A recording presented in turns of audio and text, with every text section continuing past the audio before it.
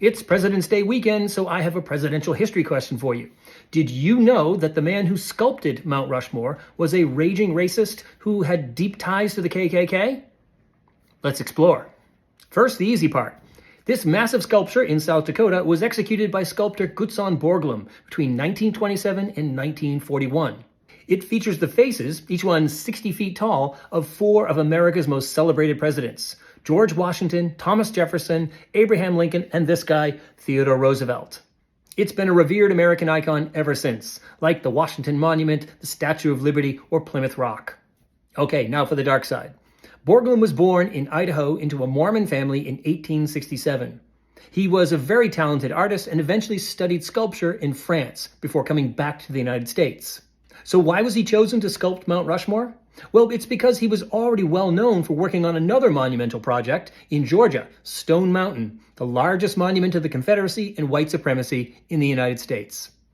Between 1915 and 1925, when Borglum worked on Stone Mountain, he became very involved in the KKK and eventually befriended the organization's Grand Dragon of Indiana, writing to him that, quote, Anglo-Saxons have sinned grievously against the principle of pure nationalism, unquote. And they did this, he said, by allowing way too much immigration, which he said had, quote, eaten into the very moral fiber of our race character, unquote. Now there's another aspect of the dark racist history behind Mount Rushmore. It's carved into the Black Hills, land stolen from Native Americans.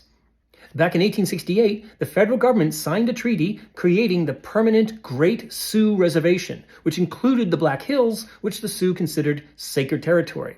But then just a couple years later, when gold was discovered in the Black Hills, the federal government came to the Sioux and forced them to surrender much of that reservation, including the Black Hills.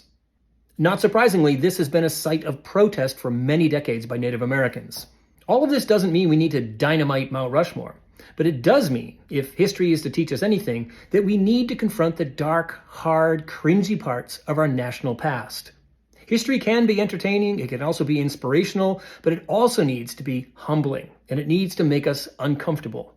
Like keeping in mind that the White House was built by enslaved people, or that the Statue of Liberty has been used as an anti-immigration symbol almost as much as it's been used as a pro-immigration symbol, or that the Pledge of Allegiance was written by a socialist. What, you didn't know these things? Stay tuned, people.